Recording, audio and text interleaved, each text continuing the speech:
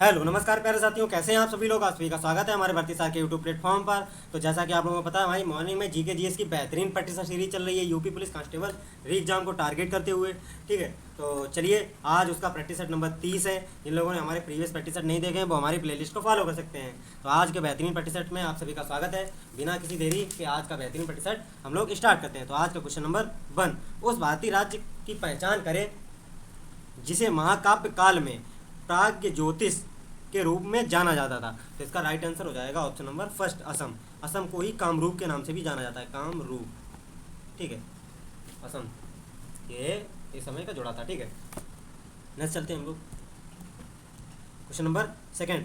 गैर कर राजस्व के कामकाज में सुधार करके बढ़ाया जा सकता है। कौन सा कामकाज में सुधार करके बढ़ाया जा सकता है? इसका राइट आंसर हो जाएगा ऑप्शन नंबर फर्स्ट, वाणिज्यिक सिंचाई परियोजना ला करके। ठीक है, नेक्स्ट चलते हैं हम लोग क्वेश्चन नंबर 3। विजयनगर साम्राज्य का कौन सा शासक पुर्तगाली गवर्नर अल्बुकर्क का मित्र था? जो अल्बुकर्क था, पुर्तगाली गवर्नर था, उसका मित्र कौन था विजयनगर साम्राज्य में? इसका राइट आंसर हो जाएगा ऑप्शन नंबर 3, कृष्णदेव राय।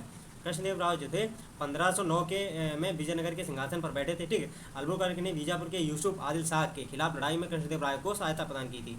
ठीक है, इसी वजह से वो मित्र बन गए थे। ठीक है, नेक्स्ट चलते हैं हम लोग क्वेश्चन नंबर 4। निम्नलिखित में से कौन सा कार्य लॉर्ड कर्जन के समय काल में नहीं हुआ था? बंगाल विभाजन, भारत लोक सेवा मंडल का गठन, अकाल आयोग का गठन और हंटर आयोग का गठन। इनमें से कौन सा कर्जन के समय नहीं हुआ था? तो इसका राइट आंसर हो जाएगा ऑप्शन नंबर 4, हंटर आयोग का गठन कर्जन के समय नहीं हुआ था। ठीक है, भारत के गवर्नर लॉर्ड रिपन ने वायसराय की कार्यकारी परिषद सदस्य का सर विलियम हंटर की अध्यक्षता में। ठीक है, ये रिपन के समय हुआ था।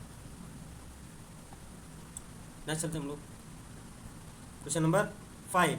दो देशांतर रेखाओं के बीच के खंड को निम्नलिखित में से किस नाम से जाना जाता है? मतलब दो देशांतर रेखाओं के बीच के खंड को क्या कहते हैं? तो इसका राइट आंसर हो जाएगा ऑप्शन नंबर 2, गौर, यानी कि गोर, गोर कहा जाता है। ठीक है, नेक्स्ट चलते हैं हम लोग क्वेश्चन नंबर 6। स्वतंत्रता से पूर्व कौन सा भारतीय क्षेत्र काला पानी के नाम से जाना जाता था? मतलब स्वतंत्रता से पूर्व कौन सा भारतीय क्षेत्र काला पानी के नाम से जाना जाता था? इसका राइट आंसर हो जाएगा ऑप्शन नंबर 2, अंडमान निकोबार द्वीप समूह। ये काला पानी के नाम से जाना जाता था स्वतंत्रता से पूर्व। ठीक है, नेक्स्ट चलते हैं हम लोग क्वेश्चन नंबर 7। निम्न में से कौन भारत का पहला लोकपाल बना था? मतलब भारत के पहले लोकपाल कौन थे? तो इसका राइट आंसर हो जाएगा ऑप्शन नंबर 3, पिनाकी चंद्र घोष। ये भारत के पहले लोकपाल थे। ठीक है, पिनाकी चंद्र 19 मार्च 2019 को भारत का पहला लोकपाल नियुक्त किया गया था इनको, 2019 को। ठीक है, इसका राइट आंसर हो जाएगा ऑप्शन नंबर 3। नेक्स्ट क्वेश्चन जाते हैं हम लोग क्वेश्चन नंबर 8। बांग्लादेश के ध्वज के बारे में क्या सही नहीं है? मतलब बांग्लादेश के ध्वज के बारे में क्या नहीं है? 4 ऑप्शन दिए गए हैं। ठीक है, जैसे इसके बीच लाल वृत्त है, इसमें एक हरा रंग की पृष्ठभूमि है, आयत की लंबाई चौड़ाई 4:3 है, मध्य चक्र की त्रिज्या लंबाई का 5वां हिस्सा है। इसमें कौन सा सही नहीं है? इसका 3, ऑप्शन नंबर 3, इसका आयत की लंबाई चौड़ाई 4:3 नहीं है। ठीक है, ये इसमें गलत दिया है। नेक्स्ट चलते हम लोग क्वेश्चन नंबर 9। ऑक्सीजन एक अणु है, कैसा है? ऑक्सीजन एक कैसा अणु है? तो इसका राइट आंसर होगा ऑप्शन नंबर 2, द्विपरमाणु अणु है, H2O। ठीक है, जैसे O2 ऑक्सीजन। नेक्स्ट चलते हम लोग क्वेश्चन नंबर 10। निम्नलिखित में से कौन सा कथन सही है? आम्ल स्वाद में खट्टे होते हैं तथा H+ आयन देते हैं, आम्ल स्वाद में खट्टे होते हैं तथा H- आयन देते हैं, क्षार स्वाद में कड़वे होते हैं तथा OH ऋणात्मक आयन देते हैं। तो इसमें कौन सा कथन सत्य है? इसका राइट आंसर हो जाएगा option number first and third, इसमें सही है, आम्ल और क्षार का। ठीक है, नेक्स्ट क्वेश्चन की तरफ लोग क्वेश्चन नंबर 11। भारत में निम्नलिखित में से कौन सा सार्वजनिक पर्स के संरक्षण भी कहलाता है? मतलब सार्वजनिक संरक्षण क्या है? तो इसका राइट आंसर हो जाएगा ऑप्शन नंबर फर्स्ट, भारत के नियंत्रक एवं महालेखा परीक्षक। मतलब भारत के सार्वजनिक जो पर्स है उसके संरक्षक भी कहलाते हैं भारत के नियंत्रक महालेखा परीक्षक, जो कि कैग कहा जाता है, controller and auditor general. Next question की तरफ चलते हैं हम लोग क्वेश्चन नंबर 12। निम्नलिखित में से कौन सी अखिल भारतीय सेवा है? प्रशासनिक, भारतीय प्रशासनिक सेवा, भारतीय पुलिस सेवा, भारतीय वन सेवा। तो इसका राइट आंसर हो जाएगा option number 4, first, second and third, सभी ही भारतीय मतलब अखिल भारतीय सेवाएं हैं। ठीक है, नेक्स्ट क्वेश्चन की तरफ चलते हैं लोग क्वेश्चन नंबर 13। मनुष्यों में ऊर्जा तथा पदार्थों का स्रोत क्या है? मनुष्यों में जो ऊर्जा है और पदार्थों का स्रोत क्या है? इसका राइट आंसर हो जाएगा ऑप्शन नंबर 3, भोजन। भोजन जो है वो ऊर्जा का स्रोत होता है। ठीक है, भोजन में कार्बोहाइड्रेट, प्रोटीन, वसा, विटामिन, खनिज जैसे आवश्यक तत्व शामिल भी होते हैं।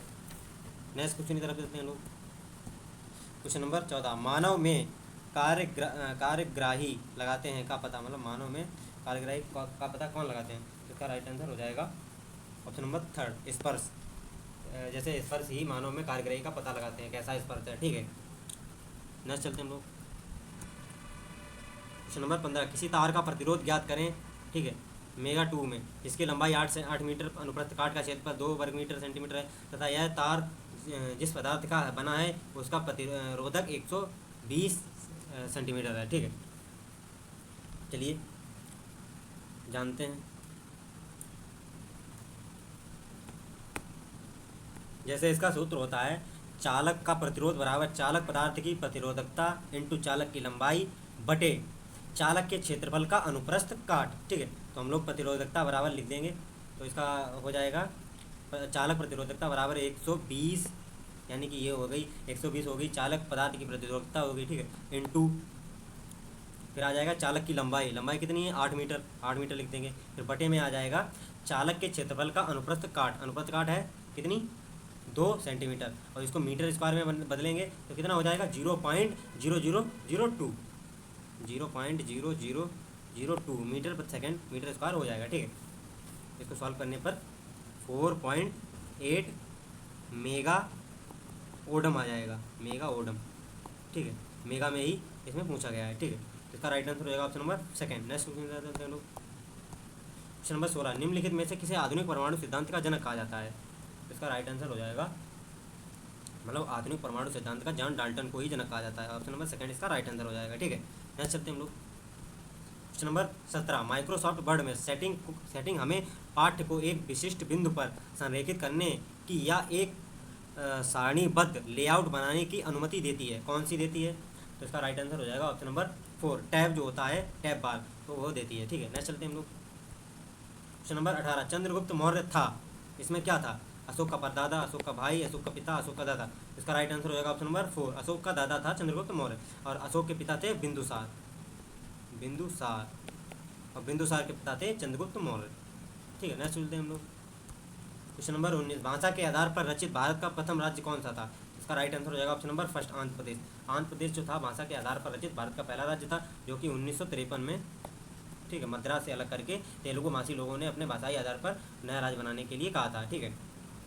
और इसमें जो था 1956 में ये बना भी दिया गया था भाषाई आधार पर सबसे प्रथम राज्य, ठीक है। 1953 में मांग उठी थी और 56 दिन के भूख हड़ताल के बाद पेटी श्री रामलू की मौत हो गई थी, उनके परिणाम स्वरूप ही ये बनाया गया था 1956 में। नेक्स्ट चलते हैं हम लोग क्वेश्चन नंबर 20, निम्न में से किस वर्ग ने 1857 के सिपाही विद्रोह में भाग नहीं लिया था? खेतियारी मजदूरी, साहूकार, जमींदार, किसान, किस वर्ग ने 1857 के संग्राम में भाग नहीं लिया था? तो इसका राइट आंसर हो जाएगा ऑप्शन नंबर सेकंड, साहूकार जो थे उन्होंने भाग नहीं लिया था, ठीक है।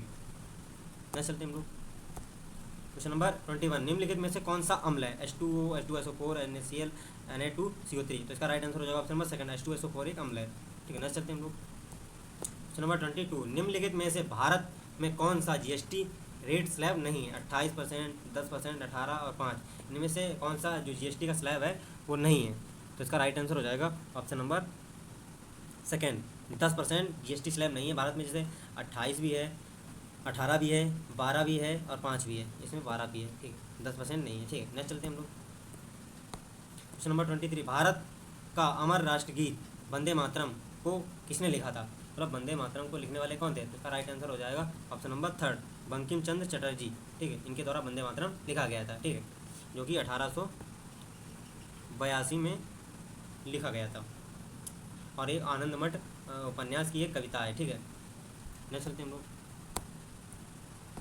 क्वेश्चन नंबर 24, महासागरीय द्रोणियों के मामूली ढलान वाले क्षेत्र होते हैं, कौन से होते हैं? तो इसका राइट आंसर हो जाएगा ऑप्शन नंबर फर्स्ट, गंभीर सागरी मैदान जो होते हैं, गहरे सागरी मैदान वही होते हैं, ठीक है, द्रोणियाँ। नेक्स्ट चलते हैं हम लोग क्वेश्चन नंबर 25, सनसाइन विटामिन किसे कहा जाता है? तो इसका राइट आंसर हो जाएगा ऑप्शन नंबर 4, विटामिन डी को ही सनसाइन विटामिन कहा जाता है।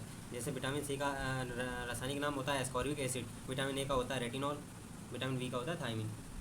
नेक्स्ट चलते हैं हम लोग क्वेश्चन नंबर 26, ऑटोमोबाइल बैटरी के लिए अम्ल का उपयोग करते हैं, कौन से अम्ल का उपयोग करते हैं ऑटोमोबाइल बैटरी के लिए? तो इसका राइट आंसर हो जाएगा ऑप्शन नंबर फर्स्ट, सल्फ्यूरिक अम्ल, यानी कि H2SO4, इसी का प्रयोग किया जाता है, सल्फ्यूरिक अम्ल। नेक्स्ट चलते हैं हम लोग क्वेश्चन नंबर 27, किसने रघुपति राघव राजाराम लिखा था?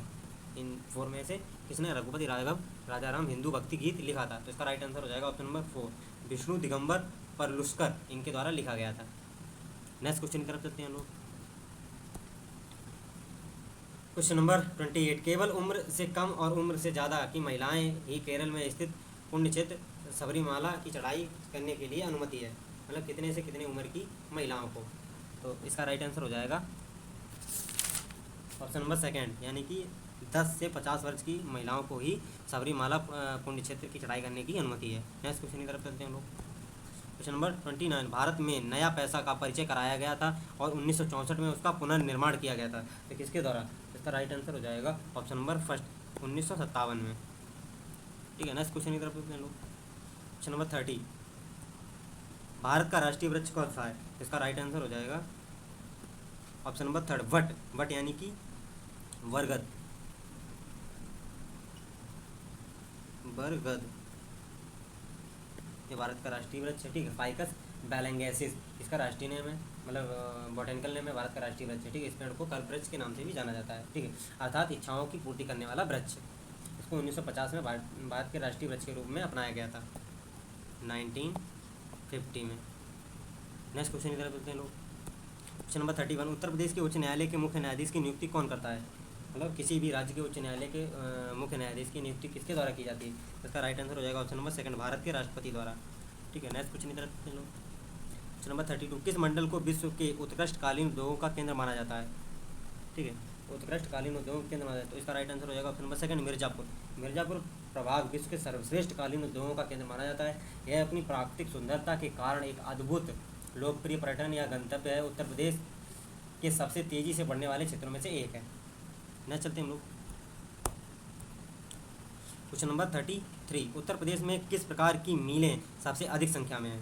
मतलब किस प्रकार की मिलें सबसे अधिक संख्या में है? तो इसका राइट आंसर हो जाएगा ऑप्शन नंबर 4, चावल की मिलें सबसे अधिक संख्या में उत्तर प्रदेश की है। इनकी लगभग संख्या 1000 है, जबकि राज्य में सबसे स्थापित छोटी इकाइयों की संख्या लगभग 3000 है।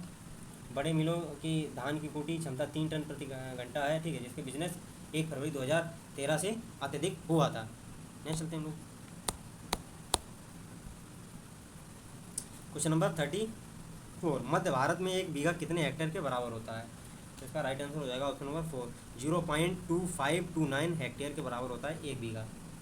नेक्स्ट क्वेश्चन करते हैं लोग।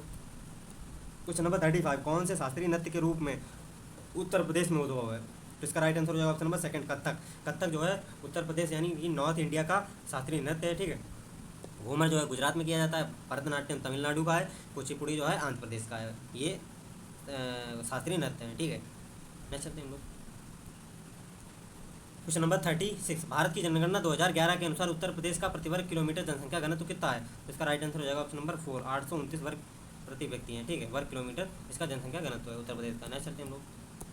क्वेश्चन नंबर 37, उत्तर प्रदेश में किस वर्ष EGA मनरेगा प्रारंभ किया गया था? तो मतलब मनरेगा कब किया गया था? तो इसका राइट आंसर हो जाएगा ऑप्शन नंबर 4, 2011 में मनरेगा प्रारंभ किया गया था उत्तर प्रदेश। ठीक है,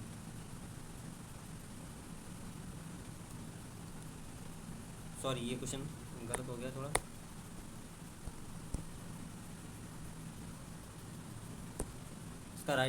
इसका राइट आंसर हो जाएगा ऑप्शन नंबर 3, 2006, यानी कि 2 फरवरी 2006 को उत्तर प्रदेश में मनरेगा शुरू किया गया था। यह योजना चरणबद्ध तरीके से शुरू की गई थी। ठीक है, उत्तर प्रदेश सरकार द्वारा। नेक्स्ट चलते हैं हम लोग। आज का लास्ट क्वेश्चन था। ठीक है, तो अगर सेशन अच्छा लगा हो तो लाइक एंड कमेंट करके ज़रूर बताना, और जिन लोगों ने हमारे प्रीवियस लेक्चर नहीं देखे वो हमारी प्लेलिस्ट को फॉलो कर सकते हैं। तो मिलते हैं नेक्स्ट वीडियो में, तब तक जय हिंद, जय भारत।